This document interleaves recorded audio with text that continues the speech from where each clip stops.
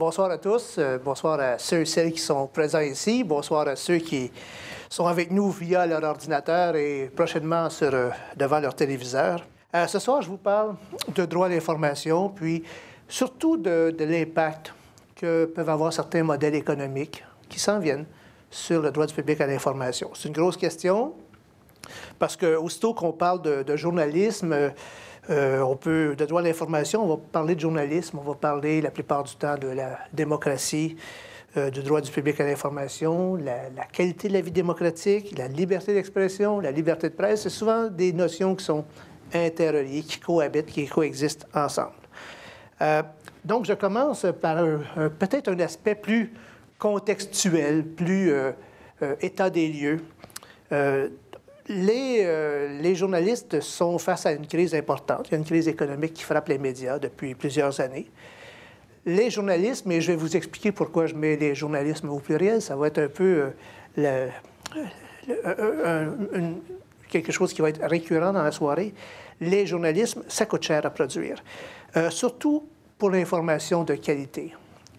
Le journalisme démocratique, les grands journalistes, ça aborde des enjeux importants, des enjeux qui sont importants pour la société, qui exigent beaucoup de travail de vérification, de rigueur, qui exigent des pratiques qui sont basées sur l'équité, sur l'intégrité, l'impartialité.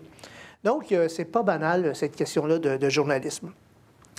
Le problème, c'est que c'est de plus en plus difficile pour les médias de faire leurs frais en faisant du journalisme, surtout dans un contexte où ils doivent investir pour se démarquer de la concurrence, et puis dans un cas où la concurrence n'a plus de frontières. Il n'y a plus de frontières géographiques, l'information est mondialisée.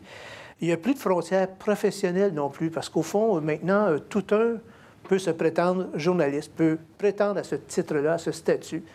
Quand il le soit ou pas, c'est une autre chose, mais on peut tous avoir cette prétention-là. Donc, en plus, les journalistes et les médias d'information sont obligés de diffuser gratuitement beaucoup de contenu sur des plateformes traditionnelles, sur des plateformes électroniques, le fameux iPad, bien sûr, donc sur de grands écrans, les grands écrans traditionnels, la télévision, et sur de petits écrans mobiles. Donc, il y a quand même une pression économique qui pèse sur ces médias-là. On connaît tous les problèmes vécus par les grands médias nord-américains. Donc, on a un portrait général inquiétant et ce qu'on voit, c'est une baisse de revenus très importante depuis 10 à 15 ans. Et c'est une crise économique qui est due, bien sûr, à des changements culturels, mais il ne faut pas oublier qu'il y a eu deux grandes crises économiques, celle de 2000 avec les bulles technologiques et celle de 2008 avec les fameuses subprimes. Et il ne faut pas non plus faire comme si les médias étaient les victimes de contextes dans lesquels ils n'ont rien à voir, entre guillemets. D'une certaine façon, on peut dire qu'une partie de la crise qui les frappe, c'est dû, j'allais dire, à la turpitude de certains gestionnaires, certains propriétaires qui ont acheté des médias, qui ont fait gonfler les prix, qui ont endetté souvent les grandes entreprises de presse, si bien que plusieurs sont déficitaires aujourd'hui en raison de cette dette qui a été accumulée dans les années folles où les journaux ou les médias se revendaient avec des profits exorbitants.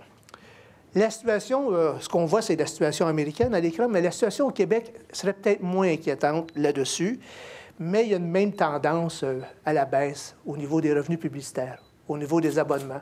Ce n'est pas parce que les gens s'informent moins, c'est parce que leur nouvelle façon de s'informer ne rapporte pas, ne peuvent pas être monétarisés par les médias. Donc, moins de revenus d'abonnement, moins de revenus publicitaires, et puis, pour sortir du pétrin, si on peut dire, les médias sont en quête de nouvelles sources de revenus, de nouveaux modèles d'affaires, nouveaux modèles économiques qui sont de plus en plus inventifs, de plus en plus nombreux, de plus en plus originaux dans certains cas aussi. Je ne vais pas en faire une nomenclature exhaustive, là. Je vais se contenter de discuter ceux qui reviennent le plus souvent, puis évoquer pour chacun d'eux les impacts potentiels que ça peut avoir pour le droit du public à l'information, dans un contexte de journalisme démocratique. Et on va voir qu'il y a plusieurs journalismes qui cohabitent. Et je veux le distinguer des autres formes de journalisme. Et il y a plusieurs types de journalisme et tous ne sont pas de type démocratique. Certains se préoccupent très peu de l'intérêt public, il ne faut pas se le cacher. sont davantage tournés vers la promotion, vers la persuasion, vers le divertissement. Mais tout ça est sous le vocable du journalisme. Traditionnellement, on disait le journalisme. Mais maintenant, on est obligé de faire des distinctions un peu plus raffinées là-dessus. Donc, ma prétention ou ma thèse que je défends ou que je vous présente, c'est les journalismes. Il n'y en existe pas un, mais il y en existe plusieurs types. Et ils sont plus ou moins éloignés de l'idéal typique du journalisme démocratique. Hein, le journalisme démocratique, c'est le journalisme d'information qui permet de servir l'intérêt public, d'éclairer le public sur des questions importantes, qui va se comporter avec rigueur, avec équité, impartialité et intégrité. Ce journalisme démocratique, il cohabite avec d'autres types de journalisme qui sont plus proches de la promotion, du divertissement, des relations publiques, et je vous dirais même, dans certains cas, de la fiction. On voit de temps en temps des façons de faire du journalisme qui se rapprochent de la bande dessinée. On commence à voir des exemples de ça, donc, ou de l'animation. Donc, il y a des formes de journalisme qui sont différentes et qui cohabitent avec le journalisme démocratique. Ces journalistes-là, on les retrouve dans tous les médias. Dans les médias les plus renommés, on les retrouve dans des sections particulières. Les journalistes qui sont de nature plus promotionnelle, plus relations publiques, on les retrouve dans des sections particulières, hein, des sections style de vie, consommation, automobile, tourisme, et il y en a bien d'autres. Dans certains cas, c'est la section affaires aussi, où il y a une certaine, j'allais dire, promotion de certains genres d'affaires qui sont mises en évidence dans ces médias. Il cohabite dans tous les médias québécois, de Radio-Canada au Devoir, en passant par la presse, le Journal de Montréal ou TVA. Il y a toutes sortes de types de journalisme qui cohabitent. On retrouve des formes hybrides de journalisme, donc un peu d'information, un peu de promotion, un peu de persuasion, un peu de divertissement. C'est dans l'hybridation qu'on se retrouve. Donc, ce que je veux mettre en évidence avant d'aller plus loin, c'est vraiment cette notion-là qu'il y a une dispersion des journalismes et qui laisse croire généralement que derrière le terme « le journalisme », qu'il n'y a qu'une forme de pratique. Or, il y a plusieurs types de pratiques. Et moi, je crois qu'il faut en parler au pluriel des journalismes. Même si plusieurs de mes livres ou de mes cours s'appellent « le journalisme », je crois qu'il va falloir tranquillement avoir une analyse plus nuancée et tenir compte de la dispersion puis de la fragmentation du journalisme. Donc, ça nous amène à des variables, les variables que sont les sources de revenus, des notions comme l'indépendance, la transparence, l'imputabilité et l'intégrité. Ces notions-là cohabitent elles aussi. Elles ne sont pas toujours compatibles, mais il faut les intégrer à l'équation quand on regarde le monde ou le nouvel écosystème journalistique. Elles font partie de l'équation et surtout quand on veut s'intéresser à certains types de journalisme plus proches de l'idéal typique là, du journalisme d'information, le journalisme démocratique. D'ailleurs, les publics sont exigeants aussi envers les médias. Quand on fait des enquêtes sur les publics, les récepteurs sont critiques. Ils veulent que les journalistes soient indépendants, soient transparents, soient imputables. Donc, il y a des attentes du public à cet effet-là aussi. Et je vais énoncer quelques postulats ou quelques propositions de base qu'on pourrait toujours discuter puis qui sont perfectibles, mais je veux les énoncer pour bien planter le décor en ce début de conférence. C'est des notions que je vais utiliser quand je vais vous présenter les modèles économiques tout à l'heure. Donc, c'est des postulats liés entre la proximité entre le journaliste et des sources de revenus, donc les bailleurs de fonds, l'annonceur, le promoteur. Donc, plus il y a de proximité, plus le journaliste démocratique, celui qui veut être intègre ou impartial ou indépendant, est à risque. Ce n'est pas pour rien que depuis plus de 100 ans ou environ 100 ans, le modèle qu'on a dans les grands médias d'information, c'est de bien séparer la rédaction des sections ou des unités des départements de publicité. On se dit il faut que les journalistes soient les plus éloignés possible des sources de revenus. Il ne faut pas qu'ils soient incommodés ou sensibilisés à l'impact que leur travail peut avoir sur les sources de revenus de leurs médias. Donc, on a toujours prêché une étanchéité. Je ne dis pas qu'elle a existé, hein. Je dis qu'on l'a toujours prêché, ça a toujours été un idéal. Dans l'histoire des médias, dans l'histoire du journalisme, on sait que l'étanchéité n'a jamais été au rendez-vous. Hein. Il n'y a pas eu d'âge d'or du journalisme, mais il y avait cette notion-là où il fallait vraiment séparer les deux. Plus le journalisme démocratique il est à risque, bien, plus il doit faire preuve de transparence, d'imputabilité pour mériter la confiance du public et demeurer crédible. Confiance, crédibilité, ce sont des jugements qui reposent dans l'esprit des récepteurs, dans l'esprit du public. Les médias ne peuvent pas décréter qu'ils sont crédibles. Ils ne peuvent pas décréter que les gens leur font confiance. C'est un sentiment, c'est une opinion qui se forge dans l'esprit des récepteurs et puis qui se construit au fil des expériences que les gens ont avec les médias. Et bien sûr, ça peut bouger avec les années, avec le type de journalisme qu'on offre à ces gens-là. Plus il est transparent et imputable, le journaliste, plus il va être contraint de respecter des règles de l'art, les fameuses normes ou les principes en éthique et les règles déontologiques. Dans notre société, c'est ce qu'on appelle les règles de l'art. Et s'il ne le fait pas, il est au risque d'être critiqué ou abandonné par les publics.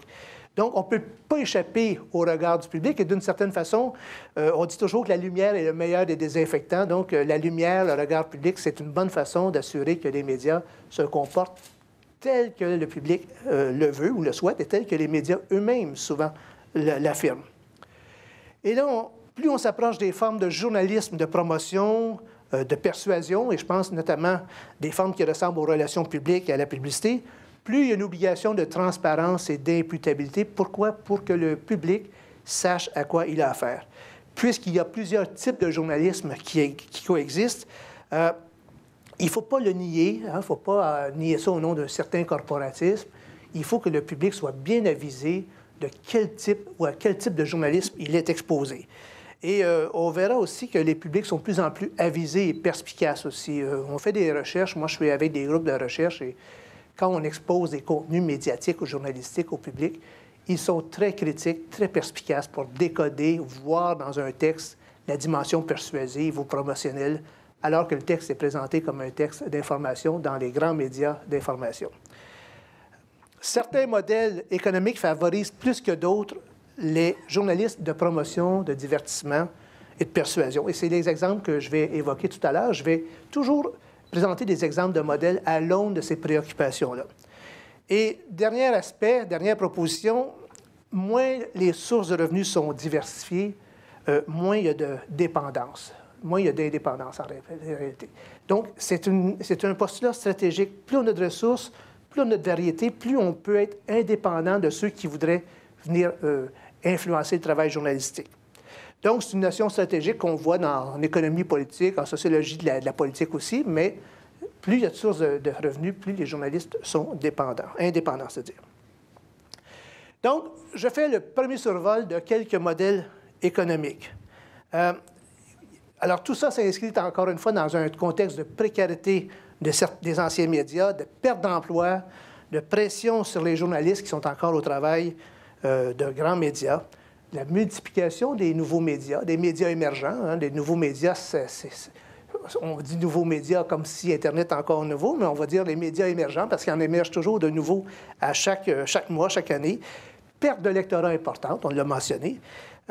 Les journalismes se déclinent de plus en plus sur les plateformes numériques fixes et mobiles, de grands et de petits écrans.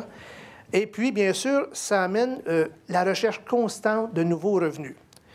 Alors, pour assurer la rentabilité, puis, ou la retrouver dans certains cas, parce qu'il y en a qui ont été rentables et qui ont perdu cette rentabilité-là, ou pour l'assurer, les médias cherchent des façons de générer des revenus. Alors, le premier, bien sûr, c'est le plus facile, le modèle 100% publicité commandite.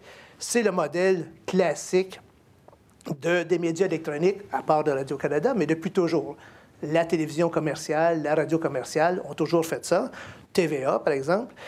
Et il y a bien sûr la gageure de la Presse Plus. La Presse Plus, qui est une tablette, qui est une application qui vous permet de lire le journal tous les matins, tous les soirs, dans la nuit, gratuitement, partout sur la planète, indépendamment du décalage horaire. On ne sait pas si c'est un modèle viable pour certains médias.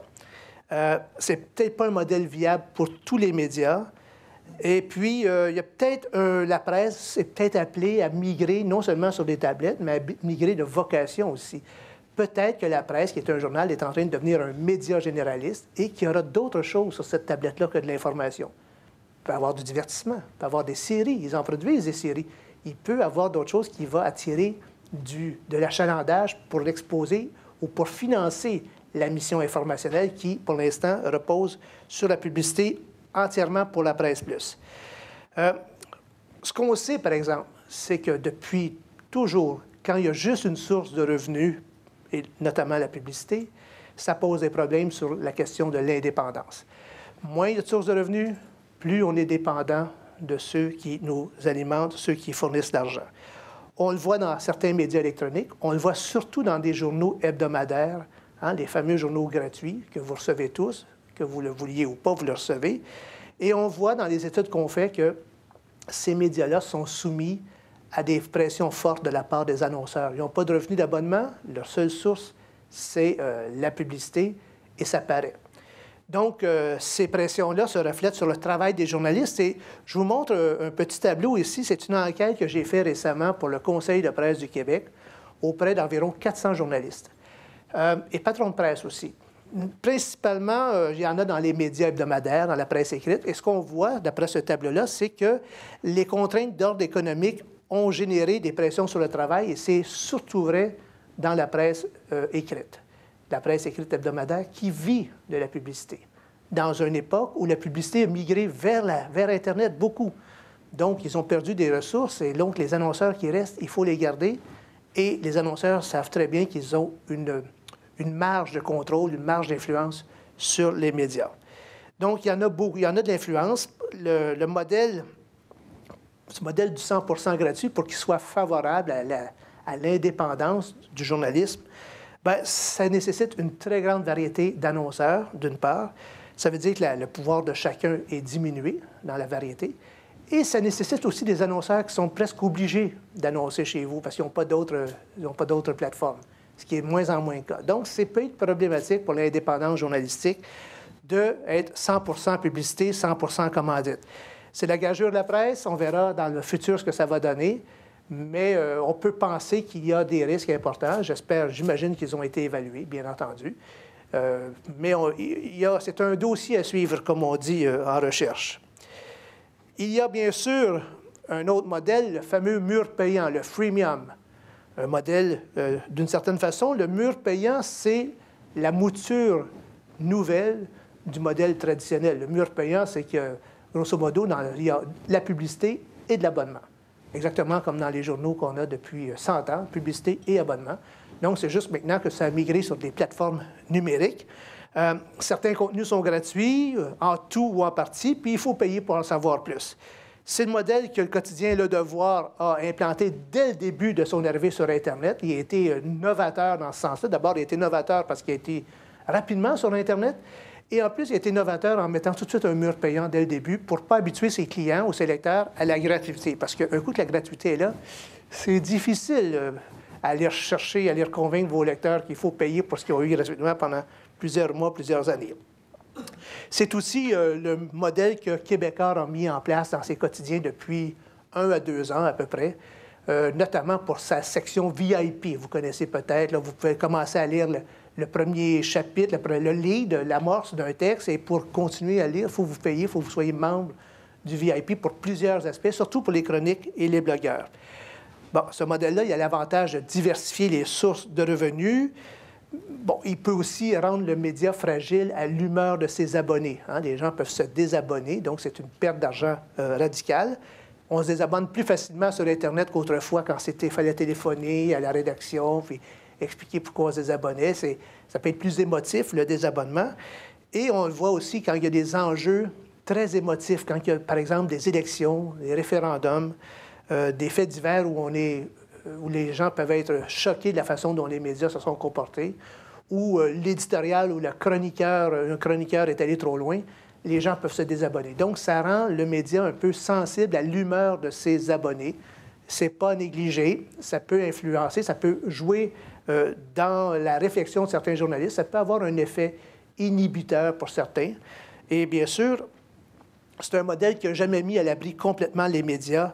Les médias n'ont jamais été complètement à l'abri ou indépendants dans ce modèle-là, on le sait.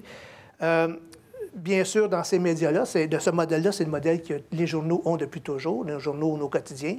Et on sait que dans ces journaux quotidiens-là, il y avait quand même toutes sortes de journalisme qui coexistaient.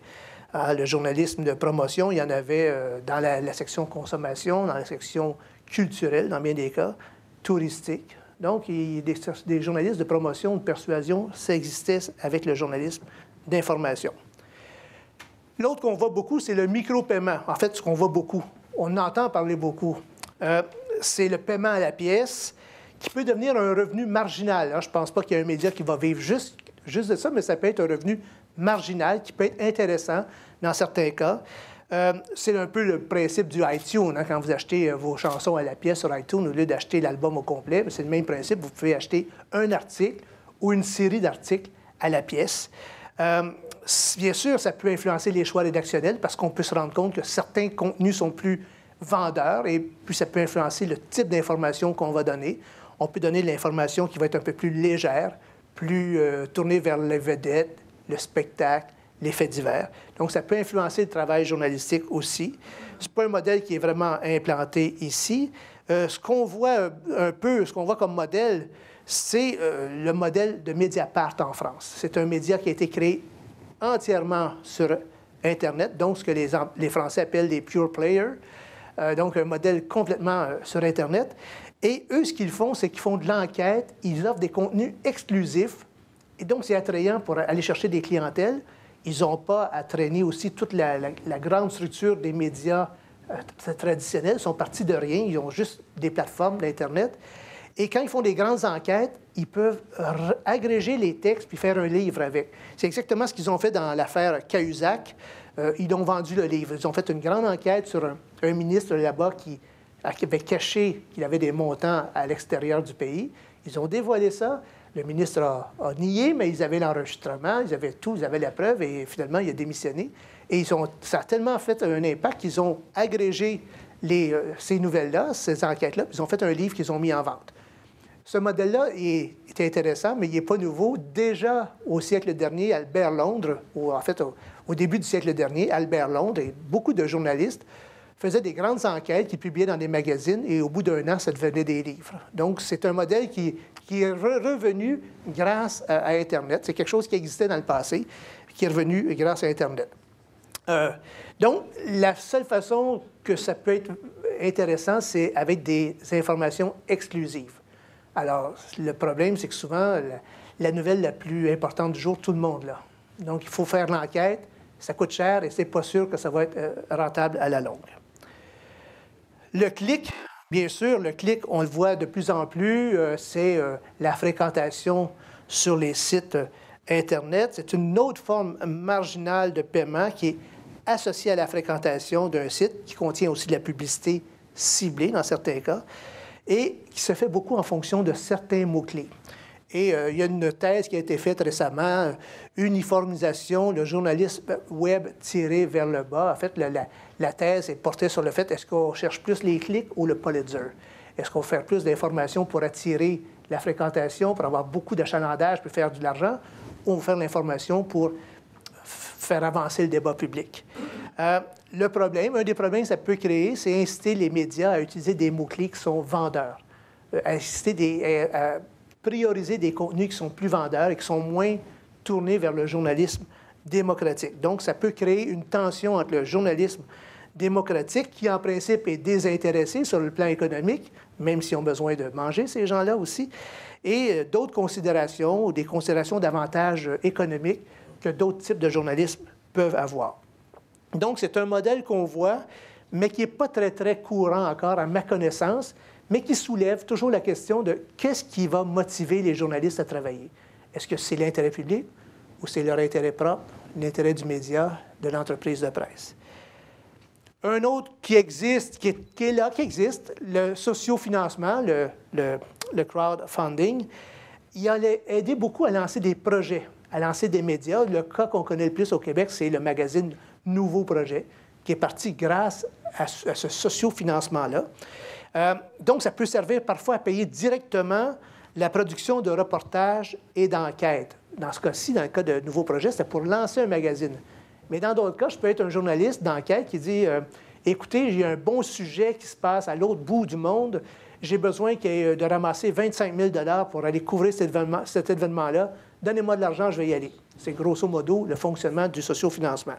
c'est un mode de subvention qui est direct, puis qui peut être aussi conditionnel à des résultats. Et ça, c'est un peu le piège qu'il peut avoir dans ça, c'est que les journalistes partent avec des hypothèses, ils préparent leurs choses et ils se rendent là-bas, puis l'hypothèse ou le travail qu'ils voulaient faire ne s'avère pas. Et ils trouvent pas, les faits ne concordent pas avec l'hypothèse.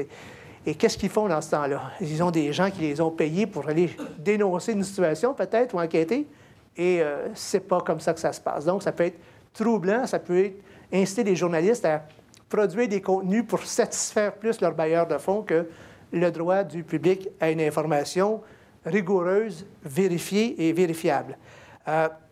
Donc, ça peut, le risque, c'est que aussi le journaliste devienne un dénonciateur à gage, qu'il soit un peu embauché ou financé par des gens qui ont des enjeux ou certains comptes à régler ou certains enjeux qu'ils veulent mettre dans l'espace public et ils ont besoin de reportages favorables à ça. Donc, on dit toujours dans les médias, la liberté éditoriale, c'est de pouvoir choisir soi-même les sujets de nos reportages, de ne pas avoir de pression de l'extérieur. Or, le sociofinancement, ça peut être aussi une pression qui vient de l'extérieur pour orienter non pas le travail, mais de quoi on va parler. Et de quoi on va parler, mais ça nous réfère à ce qu'on appelle les théories de la mise à l'agenda, l'agenda setting. Ça veut dire qu'il y a des intérêts qui ont intérêt, parfois, on discute de certains sujets plutôt que d'autres, et ils pourraient financer des reportages là-dessus. Donc, c'est un peu piégé. Et c'est pour ça que je vous dis qu'il y a toujours cette notion-là de transparence qui est importante, et je vais y revenir. Si on joue avec ces modèles-là, il y aura toujours l'obligation de bien identifier pour le public à quoi il a affaire. L'autre modèle, c'est bien sûr le financement public, modèle radio-canadien qu'on connaît le plus, nous autres aussi, qui n'est pas totalement public, sauf pour la radio. C'est un revenu mixte la plupart du temps parce qu'il peut y avoir de la publicité et des revenus gouvernementaux. Moi, les enquêtes que j'ai faites auprès des journalistes québécois m'indiquent que les journalistes qui travaillent pour Radio-Canada sont ceux qui ressentent le moins de pression dans leur travail. Ils en ressentent moins que ceux de certains médias privés et moins que ceux de certains médias très, très privés, plus populistes. Donc, les journalistes de Radio-Canada, peut-être parce qu'ils sont un peu protégés des pressions du marché, se sentent plus à l'aise, se sentent plus indépendants, font plus le genre de travail qu'ils veulent faire.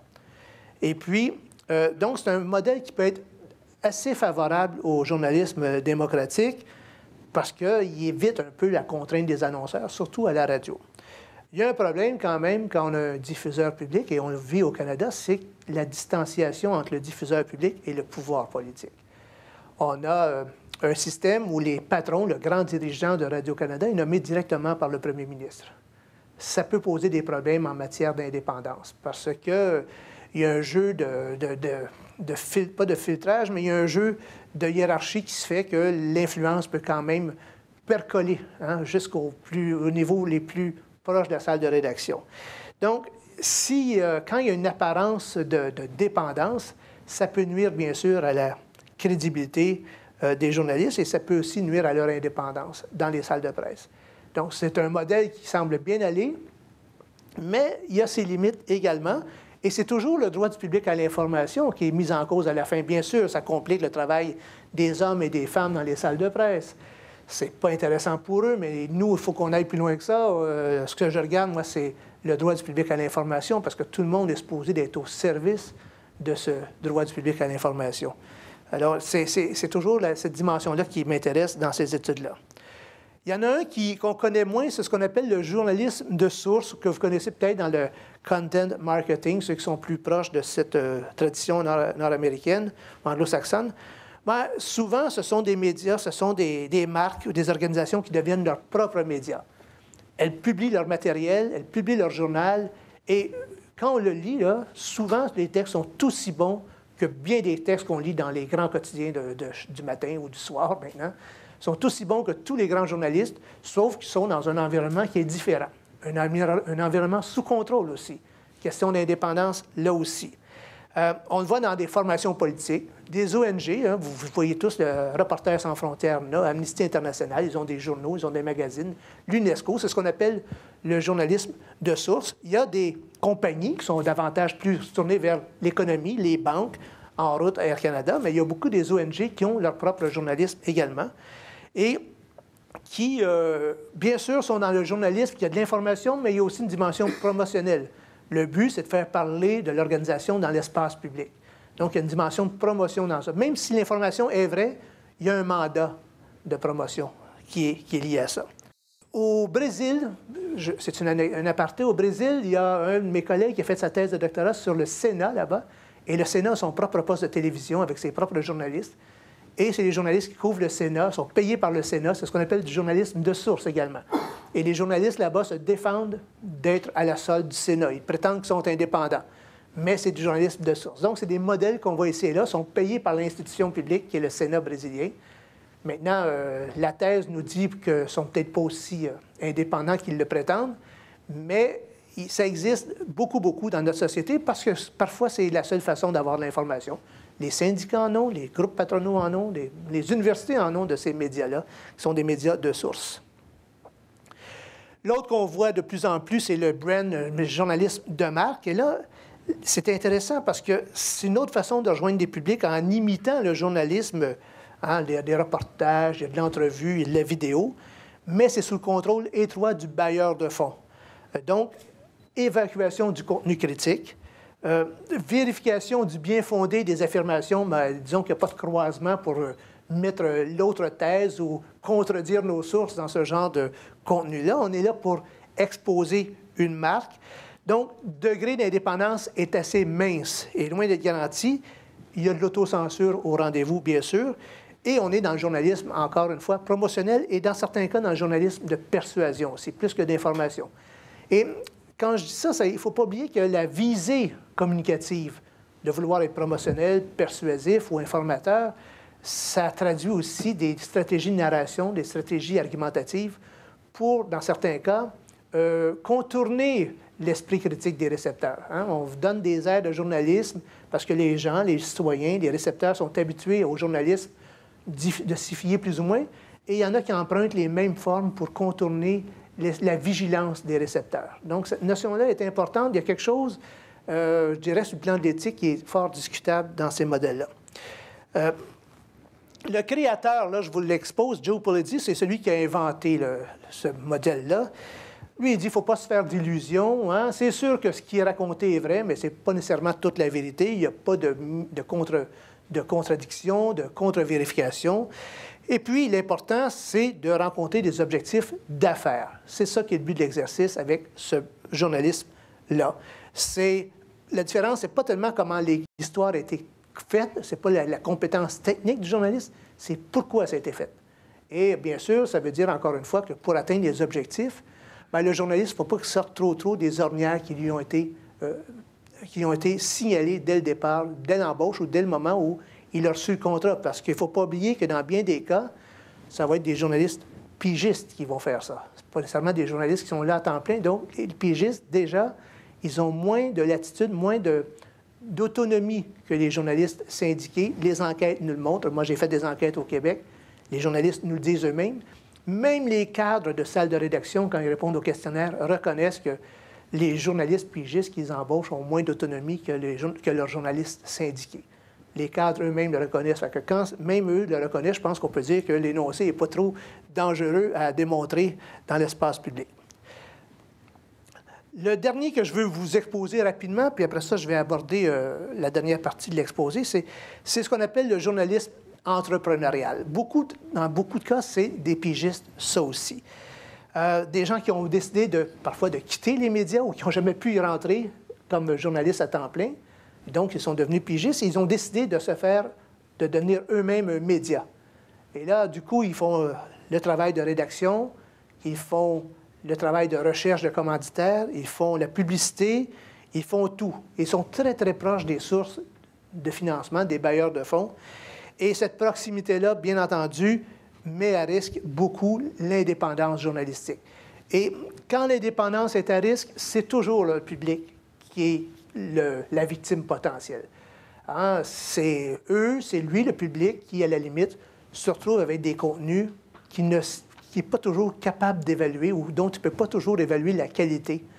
Parce que l'information, en économie, on dit que c'est un credence good, c'est un bien qu'on ne peut pas évaluer, on ne peut pas comparer sa qualité.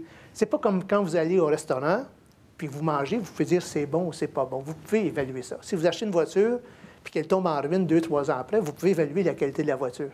Une nouvelle, une information, la seule façon de vérifier si elle a de la valeur, c'est soit que vous connaissez l'information avant, donc vous pouvez évaluer si le journaliste est compétent, ou si vous avez plusieurs autres sources d'informations pour pouvoir la contredire, la contre-vérifier.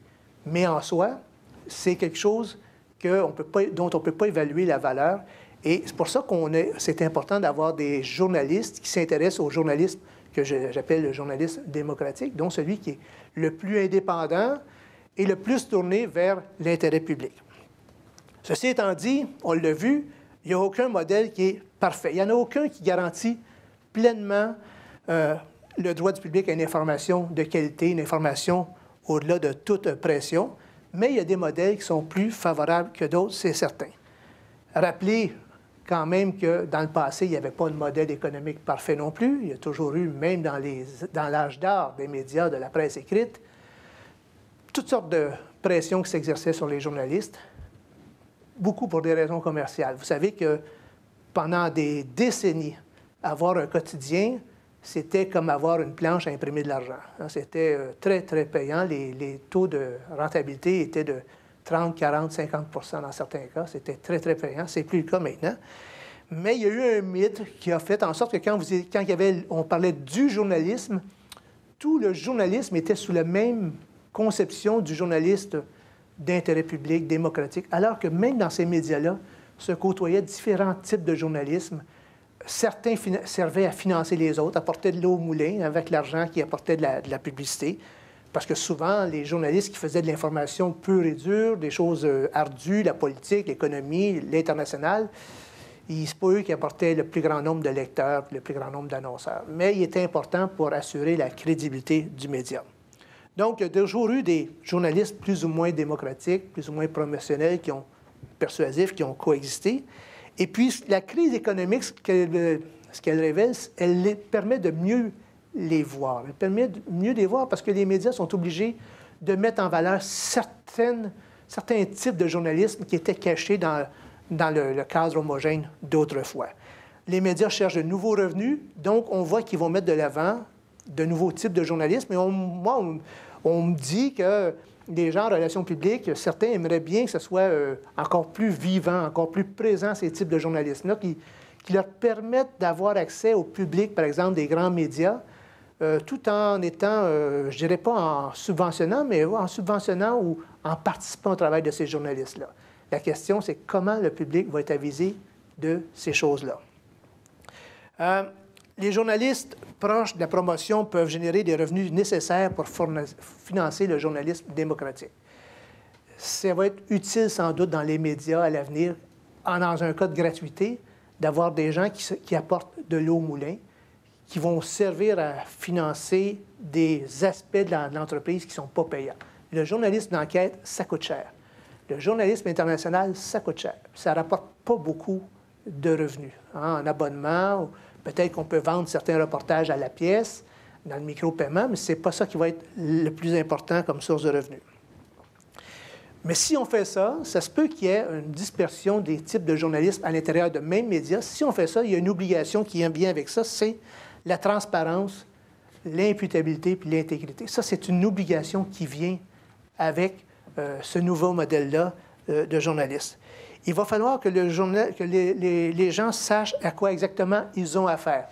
Si c'est de la publicité, que ça soit écrit. On le voit déjà dans les médias depuis 30-40 ans, publier reportage. Ce n'est pas toujours écrit, ça devrait l'être toujours. Souvent, il y a des tensions entre les journalistes, les syndicats et les employeurs sur ces notions-là, parce que l'employeur ne met pas toujours publier reportage là où il devrait l'avoir. Donc, il y a des façons d'étiqueter ces notions-là ou ce type de journalisme-là.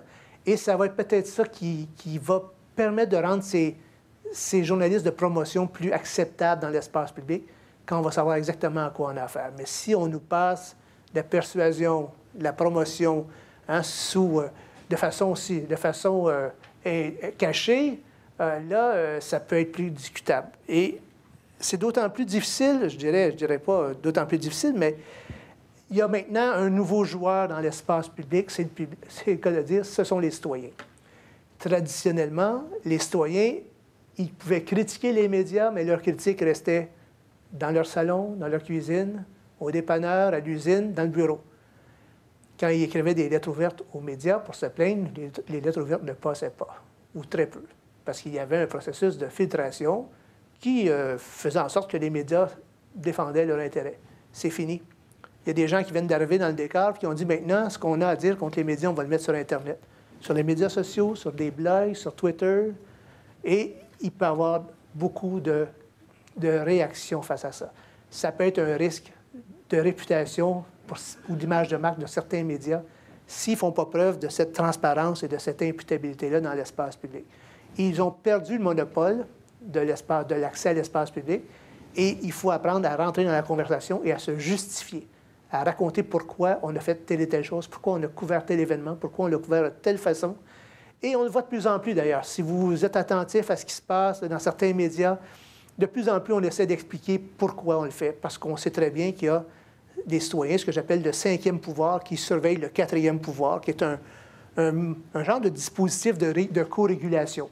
Autrefois, les gens pouvaient se plaindre au conseil de presse, ça prenait du temps, ils n'étaient pas sûrs que ça marchait. Là, ils peuvent se plaindre directement dans l'espace public et directement avec les journalistes qui sont mis en cause. Ce qui peut être payant pour un média, par exemple, c'est la crédibilité. Il y a plusieurs recherches qui ont mis en évidence le fait que la qualité, la confiance et la crédibilité dans un média, c'est des facteurs qui favorisent la consommation du média, sa fréquentation de ces médias d'information-là et aussi le rendement publicitaire. Mayer a fait une courbe. Mayer, c'est un chercheur américain qui travaillait beaucoup pour une grande chaîne de journaux là-bas. Et il a fait des recherches très, très poussées sur les relations entre le lectorat, la confiance, la crédibilité et la rentabilité des journaux de son groupe. Il avait accès aux chiffres, il pouvait faire la différence. Et il a bien vu, lui, que les profits grandissaient avec la qualité et avec la confiance que les gens avaient, jusqu'à un certain stade, parce qu'après ça, ça coûte tellement cher faire de la qualité que c'est plus payant. À quel moment? Ça, c'est difficile, parce que d'un média à l'autre, ou d'une société à l'autre, ou d'un scandale à l'autre, ça peut changer le point où la courbe s'abaisse. Mais il y a un point, il a vu très, très bien qu'il y avait une corrélation entre la qualité et le profit, entre la qualité et le profit. Plus récemment, des chercheurs, Kilger et Romer, font la même chose. Ils nous montrent que la confiance, la fiabilité, qui est souvent des choses liées à la crédibilité, plus il y a de confiance et de fiabilité dans les médias, plus il y a des risques d'avoir de bons revenus et d'avoir des profits. Parce qu'au fond, c'est ce que les annonceurs cherchent aussi. S'annoncer dans des endroits où il y a une crédibilité. Et ça peut attirer aussi des publics qui sont intéressants pour les annonceurs. Au-delà de la qualité de l'information, au-delà du mandat démocratique des journalistes, il y a cette notion-là qui n'est pas banale non plus. Donc, la crédibilité, c'est comme la réputation. Une fois que la crédibilité est détruite ou fragilisée, c'est très difficile de la rebâtir. Une réputation, quand ça a été brisé ou traîné dans la boue ou cassé, c'est comme un miroir, ça ne se recolle pas. Donc, la crédibilité, c'est la même chose. Si elle est très attaquée parce que le média n'a pas fait attention, il peut y avoir beaucoup de gens qui passent sur son média. C'est peut-être pas le genre de public qui est recherché par certains annonceurs. Donc, grosso modo, ce que j'ai voulu ce à quoi j'ai voulu vous sensibiliser, c'est qu'il faut parler de journalisme au pluriel maintenant. Il y a une pluralité de journalisme. C'est pas facile, on a toujours été habitué de dire le journalisme. Moi-même, je le dis encore souvent, mais il faut penser à la dispersion, à la fragmentation du métier, qui est un métier qui n'est pas une profession au sens légal. Faire l'information, le journaliste démocratique, c'est un de ces journalistes-là. C'est celui que je pourrais dire le plus proche de l'idéal typique ou de l'image, la représentation noble qu'on se fait du journalisme, mais c'est aussi le plus exigeant et le plus coûteux des journalistes parce qu'il prend du temps. On n'est pas sûr que ça va intéresser beaucoup de gens. Et pourtant, c'est la fonction sociale première, c'est sa première source de légitimité dans la société, c'est de nous informer dans un cadre d'une société où on veut que les citoyens soient éclairés et fassent des choix autonomes. Et des choix éclairés, autonomes, on estime, la théorie dit que la démocratie devrait mieux fonctionner. On n'est pas sûr que ça conduit toujours à ça, mais c'est ça que la démocratie nous dit, c'est que plus les gens sont informés, mais plus ils ont de liberté, plus ils ont d'autonomie dans leurs décisions et, en principe, meilleur serait leur jugement. Ils pourraient être financés par des revenus provenant d'autres journalismes.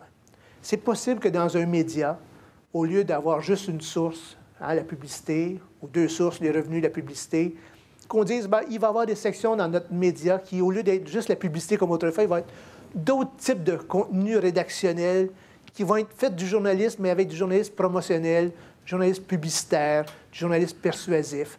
Et moi, je pense qu'à un moment donné, c'est ce qui s'en vient parce qu'on voit beaucoup d'hybridation dans nos médias. Autrefois, elle existait, moi j'ai été journaliste, je la voyais autour de moi, mais c'était peut-être pas aussi évident qu'aujourd'hui de voir ces types-là. Ça vient avec des obligations, par exemple, d'intégrité, de transparence et d'imputabilité. Ça veut dire que si un média a affaire à différents types de journalisme, il faut voir que nous, le public, on a des outils pour pouvoir identifier à quoi on a affaire. Donc, un petit peu la notion de traçabilité ou de labeling, d'étiquetage, il va falloir peut-être qu'il y ait une façon de présenter ces contenus-là pour nous dire, faites attention, ici, vous êtes dans un espace réservé à tel type de journalisme, à tel type de contenu rédactionnel ou de vidéo ou de son, mais à tel type de contenu qui ont une visée aussi de promotion ou de persuasion. La confiance, la crédibilité, ce sont des avantages, ça produit des avantages économiques. Jusqu'où, c'est très difficile à déterminer, dans quel contexte aussi, mais ça semble assez indéniable que si vous avez un média envers lequel il y a beaucoup de confiance publique, beaucoup de crédibilité, vous allez attirer des clientèles qui intéressent certains types d'annonceurs. Maintenant, est-ce que ça, en soi, ça suffit à rentabiliser des nouveaux médias ou les médias traditionnels qui sont en mutation, en reconfiguration? Il n'y a personne qui le sait. Ce qu'on sait, c'est que les médias ont besoin d'argent, puis ils sont en train de chercher de nouvelles façons de faire le journalisme, de faire l'information, de produire des contenus, parce que l'information, c'est une forme de contenu, mais ce n'est pas le seul. Et de plus en plus, ils vont avoir des modèles différents. Je sais que Rue 89, en France, qui est un autre site Internet qui est un pure player, comme ils disent, eux, ils se servent aussi beaucoup de leur expertise pour monter des sites Internet qu'ils vont vendre à d'autres médias. Ils ont externalisé, ils font aussi beaucoup de produits de promotion, des tasses, des T-shirts. Il y a plusieurs façons maintenant de ramasser de l'argent dans les médias qui va au-delà de tout ce qu'on faisait, tout ce qu'on voyait dans le passé. Et comme je vous dis, il y en a qui sont plus ou moins compromettants ou plus ou moins à risque pour l'indépendance journalistique. Et c'est ce qui m'intéresse, moi, comme professeur de journalisme et comme citoyen aussi, c'est autant que possible d'être le mieux informé que cela est nécessaire dans notre société. Puis j'imagine que c'est la même chose pour beaucoup d'entre vous. Et bien sûr, il y a ce fameux cinquième pouvoir-là qui s'interpose, qui est là, qui surveille le quatrième pouvoir et qui va rappeler à l'ordre les médias qui pourraient être tentés d'aller dans des types de journalisme sans bien l'étiqueter, sans bien le catégoriser. Et le cinquième pouvoir, moi, ce que je vois dans des études qui sont faites de plus en plus, c'est qu'il a un impact sur certaines décisions, certaines pratiques journalistiques. Les médias sont un peu plus réceptifs à la critique de certains publics, même s'il y en a qui sont excessives, qui sont aberrantes. Il y a une critique publique qui s'exerce sur Internet et sur les réseaux sociaux, à laquelle les médias sont plus sensibles que peut-être les plaintes qu'on pouvait acheminer autrefois à un conseil de presse où les médias étaient les bailleurs de fonds et souvent influençaient la décision qui pouvait leur être favorable. Alors, c'était l'essentiel de mon propos, d'essayer de bien mettre en évidence que les modèles économiques ont un impact sur l'indépendance des journalistes et que ça aussi, ça peut jouer sur la qualité de l'information, qui est un droit, c'est un droit que nous avons, nous, citoyens. Merci. Alors, merci beaucoup. Oui, d'excellentes questions ce soir. La première, je suis de ceux qui pensent que la ligne éditoriale influence fortement le traitement de l'information. Cela agit également sur l'authenticité de la dite information.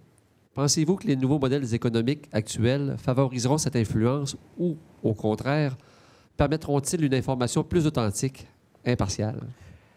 Bonne question. Je crois qu'il y a une condition. La condition, c'est possible.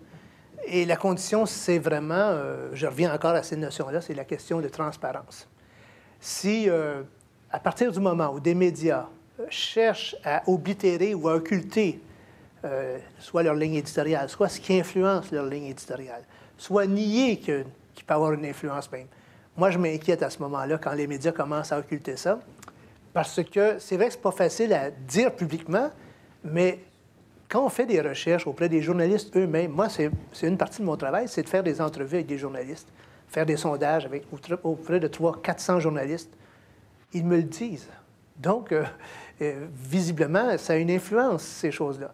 Et je crois que les nouveaux modèles économiques peuvent aider dans la limite ou quand tous les sources de revenus sont bien identifiées et quand on sait à quoi on a affaire. Mais en ce moment, on ne sait pas toujours à quoi on a affaire. Moi, la dernière enquête que j'ai faite, les journalistes, surtout des hebdomadaires, mais des quotidiens aussi, me disaient qu'ils ont de plus en plus de pression économique dans leur journal pour faire plaisir aux annonceurs. Mais ce n'est pas écrit, c'est dans l'article.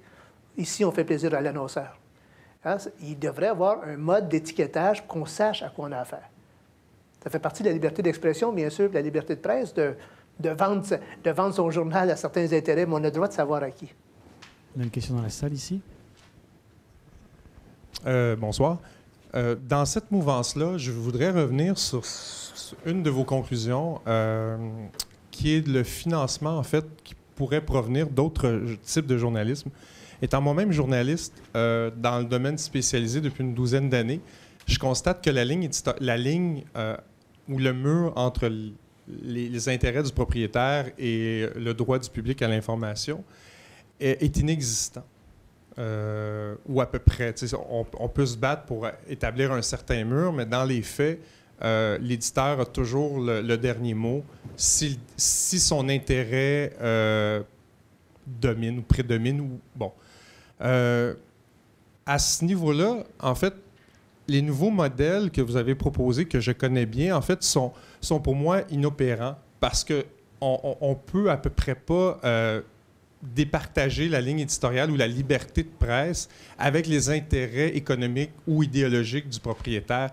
À ce compte-là, est-ce qu'un modèle comme il en a été proposé en Argentine où, par exemple, il y aurait un tiers de médias citoyens, un tiers de médias publics et un tiers de médias privés avec un financement équitable et public pour surtout le journalisme citoyen et aussi le journalisme public, serait pas une voie à prendre pour contourner le marché et contourner les BuzzFeed, qui sont en fait des sites qui font du pseudo-journalisme en faisant ce qu'on appelle du journalisme indigène. Oui. Qu'est-ce que vous pensez de ça? Le modèle d'Argentine, je ne le connais pas. Je connais pas, mais ce que je vois, c'est pas un modèle, c'est une proposition. Ouais. Ce que je vois, c'est qu'il y a 3 acteurs déjà dedans, 3 types d'acteurs différents qui sont en interaction. Ça veut dire qu'il y a une obligation de collaborer, puis il ne peut pas avoir peut-être d'effet de clan. Là. Déjà, il y a des gens qui vont se surveiller à l'intérieur, ça peut être intéressant. La source de financement est importante. Qui donne l'argent? À quelles conditions? Moi, je pense qu'on est dans un système, en fait, ce que j'évoquais, c'est qu'on est dans un système ou dans un contexte actuel où il y a une dispersion du journalisme. Il y a une fragmentation. Il y a toutes sortes de choses qui sont essayées. Et ce n'est pas toujours heureux. Je veux revenir à la question de la ligne éditoriale parce que souvent, cette notion-là de ligne éditoriale, c'est un terme qui nous vient des Européens, où la ligne éditoriale est importante parce que si vous travaillez pour un journal de gauche ou de droite, ça va paraître jusque dans la couverture de vos sujets. La tradition en Amérique du Nord est un peu différente. On sait très bien que la presse est un journal fédéraliste. C'est sa ligne éditoriale de propriétaire ou de l'éditorial. Mais dans ce journal-là, vous avez des journaux, des journalistes qui sont souverainistes, vous avez des chroniqueurs qui sont souverainistes, ce que vous n'auriez pas nécessairement dans des journaux européens qui sont de gauche ou de droite. Donc, la ligne éditoriale ici, elle n'a pas le même poids qu'en Europe. Ceci étant dit, ici, ce qui compte beaucoup souvent, c'est la dimension économique du journal. Surtout quand je dis journal, mais ça peut être le média, bien sûr, surtout quand le média est coté à la bourse. Moi, ce que j'ai vu dans mes recherches, c'est que le mode de propriété joue beaucoup. Quand à Radio-Canada, les journalistes avaient moins de pression, à GESCA, il était pas si mal, parce que GESCA, c'est une compagnie à actionnaire fermé, ça appartient au Desmarais, c'est la Power et sa bourse, mais pas GESCA. On ne sait pas si ça fait des profits ou pas. Et chez Québécois, comme les actions sont à la bourse, les gestionnaires ont des comptes à rendre aux 3 mois et ça influençait beaucoup le type de gestion et le type de demande qui était fait dans la salle de presse. Donc, le mode de propriété est très important. Avec le financement, le mode de propriété, souvent, c'est... Et ça évoque une dernière chose que je dis rapidement.